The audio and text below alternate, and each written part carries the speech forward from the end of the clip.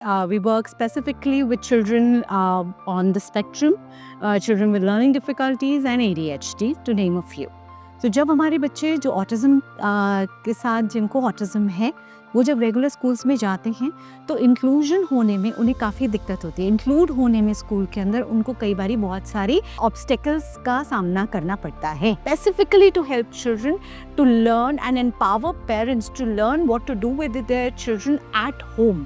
So there are 6 core components जिसके ऊपर हम काम करना सीखेंगे, क्योंकि जैसे ही बच्चा टेबल चेयर पे बैठता है, मदर की एक एक्सपेक्टेशन बन जाती है कि अब अगले 20 मिनट तो मैं इससे आज सारे काम करा दूंगी, आज मैं मैचिंग भी करा दूंगी, मैं कलरिंग भी करा दूंगी, मैं नंबर भी सिखा दूंगी, क्योंकि हर बच्चे का काम कंप्लीट करने का स्पीड डिफरेंट है। So therefore it is important कि बच्चा जो है वो एक्टिविटीज टेबल चेयर पे इंडिपेंडेंटली करना सीखे जिसमें वो बहुत कंफर्टेबल है। तब वो जाकर इवेंचुअली आप उसको उस लेवल पर ला पाएंगे जहाँ पर वो थोड़ा सा लेवल ऑफ डिफिकल्टी भी हो तो भी वो इंडिपेंडेंटली उस काम को कर सकता है, ये उसके अंदर कॉन्फिडेंस आए।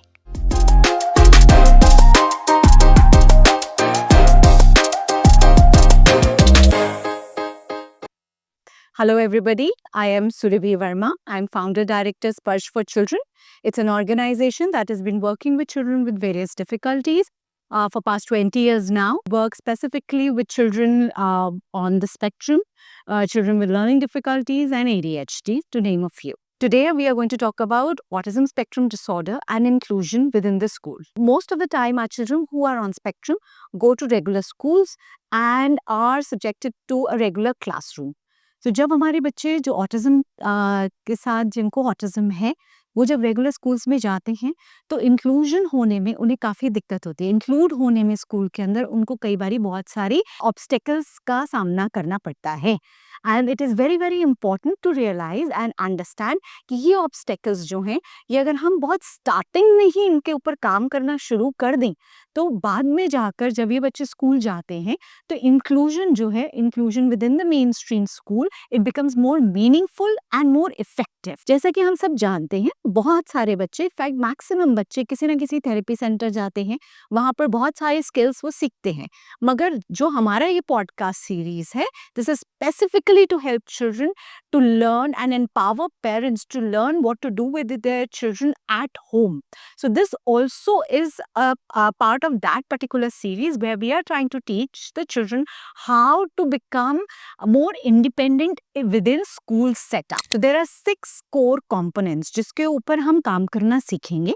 पेरेंट्स को इसके बारे में हम लोग इस पॉडकास्ट के अंदर स्ट्रैटेजीज के डिस्कस करेंगे इन 6 कंपोनेंट्स के अंदर, जिसके थ्रू वो स्टेप बाय स्टेप अपने बच्चों को हेल्प कर सकते हैं घर में to become ready for the regular mainstream school. The first is to use of rewards. How to teach children to take in praise, to understand the value of praise.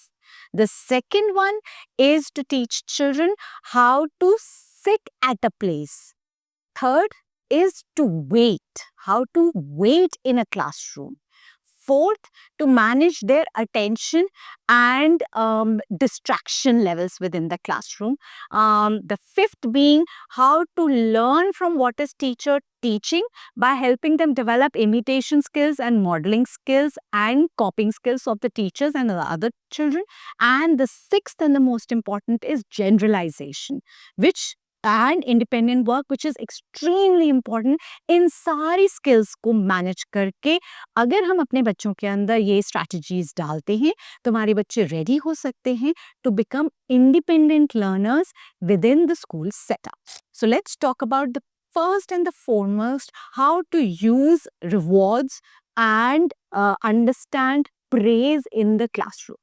Now, as we know, for our children जो spectrum के ऊपर हैं हमारे बच्चे, हम ये समझते हैं कि उनके लिए वेरी गुड, शाबाश या एक स्टार बना हुआ कॉपी के अंदर, may be that does not hold too much relevance for them. You know, when we start working with our children, we have all realized that tangible reinforcements work better with our children compared to the secondary reinforcements, which are more social reinforcements, right? So therefore, when we are working with our children at home, जब भी हम उन्हें tangible reinforcement दे रहे हैं, जैसे कि उनकी favourite doll है या उनके फेवरेट कुछ खाने की चीज़ चीज़ है जो हम दे रहे हैं, या कोई और फेवरेट टॉय है जैसे कार है या कोई साउंड मेकिंग टॉय है, we always and always when we are making children work with us, जब हम उनके काम कंप्लीशन के ऊपर या जो भी वो एक्टिविटी करते हैं उस पर अगर हम उन्हें एडेबल या कोई उनका टॉय दे रहे हैं, हमें साइमल्टेनियसली वेरी गुड, शाबाश, super, awesome, with a very happy and a bright face, we have to combine both these things together from day one. Therefore, when the children complete the task, simple task of matching, simple task of imitating, any task that you make them do at home, always give them yay, very good, high five, you were awesome, and then simultaneously give them that card.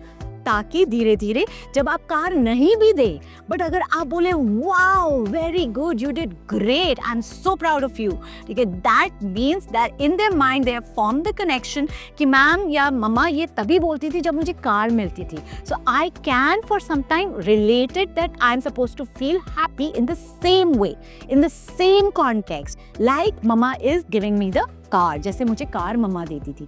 सो कभी कभी फिर हम variations लाकर कभी हमने car दी, कभी हमने कोई और टॉय दिया, और धीरे धीरे हमने सिर्फ क्लैपिंग करके वेरी गुड करके भी बच्चों को स्टार देकर भी उनसे वो एक्टिविटीज़ कराने के उनको एक ट्रेनिंग दी, उनको एक ये स्किल सिखाई. क्योंकि स्कूल के अंदर हर एक्टिविटी के बाद अगर बच्चे ने 1 to 10 लिखा है तो ज़रूरी नहीं है कि हर एक्टिविटी के बाद उनको टीचर उनका फेवरेट टॉय दे सके. We have to imagine a classroom of 30 children जिसके अंदर बच्चे जो हैं वो रेगुलर बच्चे भी हैं. तो टीचर का सबसे पहला यही सवाल और क्वेश्चन होता है जब पेरेंट स्कूल के अंदर हम बच्चों के साथ रीइंफोर्समेंट भेजते हैं कि अगर मैं एक बच्चे को दूंगी तो मुझे बाकी 29 बच्चों को भी कुछ ना कुछ देना पड़ेगा, नहीं तो they become very distracted in the class. So yes, it is very very important कि हम डे 1 से बच्चों को ये goal target, may be schooling अभी आपका टारगेट नहीं है, मे बी स्कूलिंग आपका target 2 years down the line है, मगर हमें उतना टाइम वैसे भी चाहिए बच्चों को सेकेंडरी रीइंफोर्समेंट की अंडरस्टैंडिंग डेवलप कराने के लिए. इसलिए from day 1 of therapy, day 1 of helping your children in the house, you need to ensure that whenever they are successful, you always have a very positive face. You always have a very happy face and you have the right words so that they always connect that the reinforcement that they are getting and the words that are being used have the similar value for them. They eventually develop that. And बहुत सारे बच्चे बाद में develop कर लेते हैं कि जब उन्हें इस क्लास में स्टार मिलता है, it holds that same value जैसे उनको घर के अंदर उनकी डॉल मिली या car milli, right? So therefore, the first and the foremost, as we discussed, is managing and trying to teach children the meaning of reward and praise. जैसा कि हम बात कर रहे थे, तो second and most important area is teaching children to sit at one place.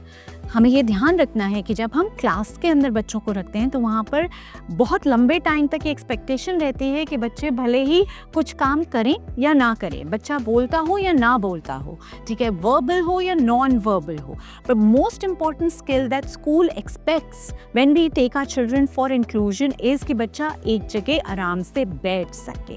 That is very important because again there are 30 children जिनमें से बहुत सारे बच्चे इधर उधर भाग रहे होते हैं और हमारे बच्चे भी इनमें भाग रहे होते हैं. बट धीरे धीरे क्या होता है, जो बाकी के रेगुलर बच्चे होते हैं वो स्लोली एंड स्टेडीली अपनी सीट के ऊपर बैठना सीख जाते हैं, अपने आप को एंगेज करना शुरू कर देते हैं. भले ही वो चेयर पे बैठ के कोई काम ना करें, भले वो दूसरे बच्चों के सामान लें, भले वो चीज़ें फेंकें, मगर वो अपनी चेयर के ऊपर बैठे रहते हैं without any supervision from teacher.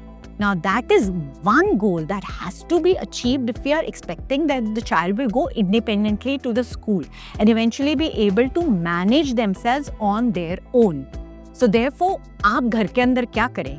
सबसे पहली चीज़ जो मैं पेरेंट्स को बोलती हूँ, जब वो काम कराना घर के अंदर शुरुआत करते हैं, एक घर का कॉर्नर हमें फिक्स करना है जिसके अंदर बच्चे की एक टेबल चेयर फिक्स करनी है, या अगर हम फ्लोर सिटिंग बच्चा कंफर्टेबल है तो हमें फ्लोर पे मैट लगाकर एक टेबल लगानी है.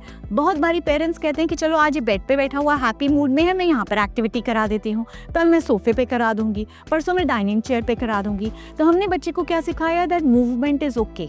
When we are working, movement is absolutely fine. Now the problem is कि हमारे बच्चे जो हैं वो वही कॉन्सेप्ट स्कूल में भी इम्प्लीमेंट करने लग जाते हैं कि आज मैं यहाँ बैठ के पढ़ना चाहता हूँ तो मेरे टीचर को यहाँ बैठ कर अलाउ कर देना चाहिए। कल मैं विंडो के पास बैठ के पढ़ना चाहता हूँ तो मेरे टीचर को वहाँ बैठ कर मुझे पढ़ा देना चाहिए। पर क्लासरूम का जो डेकोरम है, जो क्लासरूम के अंदर बैठकर एक जगह के ऊपर, एक चेयर के ऊपर अपने प्लेस को अंडरस्टैंड करना, वो डेकोरम हमारे बच्चे नहीं समझ पाते हैं। And therefore, again, the first step in the house is make a corner for your child. The child has to always sit in that particular place to do any activity. A simple activity like coloring, a simple activity like putting puzzles. Everything is always structured and placed on that table chair. आप बच्चे के साथ में जब starting में हो सकता है बच्चा उस चेयर पर आकर ना बैठना प्रेफर करे, इसलिए सबसे पहले हम वहाँ पर सबसे मुश्किल काम नहीं रख सकते। सबसे पहले हमें उस टेबल चेयर के ऊपर बहुत फन एक्टिविटीज़ रखनी है जिनसे बच्चे इंजॉय करते हैं खेलना।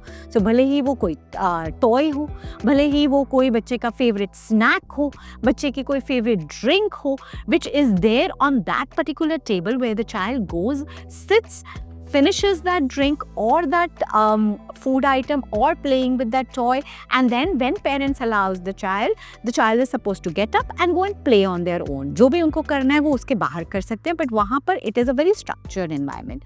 जब हमने देखा कि हमारा बच्चा उस टेबल चेयर पे हैप्पीली चला जाता है, तब हम स्लोली एंड स्टेडीली जो बच्चे के फेवरेट काम है, जो कि जैसे कि फॉर एग्जांपल अगर वो किसी थेरेपी सेंटर में जाता है, वहाँ पर उसने कलरिंग सीखी है, वहाँ पर उसने पजल्स लगाने सीखे हैं, वहाँ पर उसने कोई और स्किल सीखी है जो कि उसको बहुत अच्छे से अब आती है, तो हम स्लोली उन एक्टिविटीज़ को शॉर्ट ड्यूरेशन ऑफ टाइम के लिए, यानी कि 5 to 10 मिनट्स देख कर के हमारे बच्चे का इंटरेस्ट लेवल कितना है, हम वो एक्टिविटीज़ को वहाँ पर लेफ्ट हैंड साइड पर स्टैक करते हैं और एक एक करके बच्चे से वो एक्टिविटीज़ कराते हैं। जब वो एक्टिविटीज़ बच्चा कर लेता है, so when that's finished, then the child gets up and is allowed to leave. So therefore, to encourage children to sit on the table chair, one, yes, you have to begin with a lot of fun activities and reinforcement, but other very important thing that you have to remember is maintaining a routine. ये नहीं है कि आज इसका मन नहीं है तो ये खड़े होकर काम कर रहा है, नहीं, आपको बैठना है और आपको काम करना है। भले आप शॉर्ट ड्यूरेशन के लिए करें, भले ही आप मेरे से ज़्यादा प्रॉम्प्ट लेकर करें, पेरेंट्स से ज़्यादा बच्चा प्रॉम्प्ट ले, that is also absolutely okay. Even if the child takes lot of prompts to finish a work, it's all right. You know, the goal is not completion of work. The goal is building child's ability to sit at one place. And जब तक हम as parents इस गोल को clear नहीं अपने mind में रखेंगे, तब तक हमारा और बच्चे का जो एक एंग्जाइटी लेवल है वो नीचे नहीं जाएगा। क्योंकि जैसे ही बच्चा टेबल चेयर पे बैठता है, मदर की एक एक्सपेक्टेशन बन जाती है कि अब अगले 20 मिनट तो मैं इससे आज सारे काम करा दूंगी, आज मैं मैचिंग भी करा दूंगी, मैं कलरिंग भी करा दूंगी, मैं नंबर भी सिखा दूंगी। एंड बच्चे की एक्सपेक्टेशन पड़ती है कि मैं जब इस टेबल चेयर पे बैठता हूँ तो मेरे ऊपर बहुत प्रेशर आता है। They make me do things that cause anxiety, that makes me do, the mama makes me do activities which I don't like. तो वो उस टेबल चेयर के साथ ये लिंक कर रहे हैं कि this is not a fun place, तो इसलिए मुझे यहाँ नहीं बैठना। इसलिए we have to remember the goal is not completion of task, the goal is maintaining those 10 to 15 minutes of sitting time on that table chair so that the child has positive thought towards that table chair, towards that boundary. अगर हम चाहते हैं कि कल वो school जाकर 2-2 घंटे उस टेबल चेयर पे बैठे और काम करे, तो हमारी स्टार्टिंग पॉइंट बहुत क्लियर होना चाहिए कि वो 20 मिनट्स घर के अंदर एट अ स्ट्रेच धीरे धीरे करके एक टेबल चेयर पे बैठ सकता है। कई बारी पेरेंट्स का ये क्वेश्चन आता है मेरे पास कि मैम जब हम सामने बैठते हैं ना तो he can sit for 20 minutes क्या half an hour also, but the moment I get up, my child also gets up from the table chair. And again, that is a big hindrance because school के अंदर तो unless and until you can provide a shadow teacher who is right behind the child, and that causes dependence on the shadow teacher. But otherwise, जब बच्चा अगर parent teacher बच्चे के साथ नहीं है तो बच्चा क्लासरूम में भी नहीं बैठेगा, भले ही घर में वो 2 घंटे भी बैठता हो मम्मा के साथ में। And again, therefore very important that मम्मा सामने से बैठकर धीरे धीरे मम्मा साइड पे बैठना शुरू हो, and then एक्टिविटी देकर मम्मा 1 स्टेप बैक होना शुरू हो।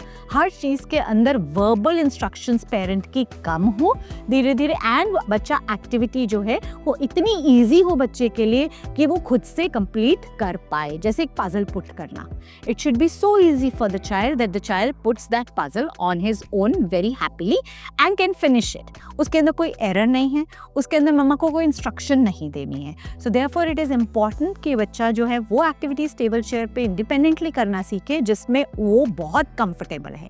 तब वो जाकर इवेंचुअली आप उसको उस लेवल पर ला पाएंगे जहाँ पर वो थोड़ा सा लेवल ऑफ डिफिकल्टी भी हो तो भी वो इंडिपेंडेंटली उस काम को कर सकता है, ये उसके अंदर कॉन्फिडेंस आए।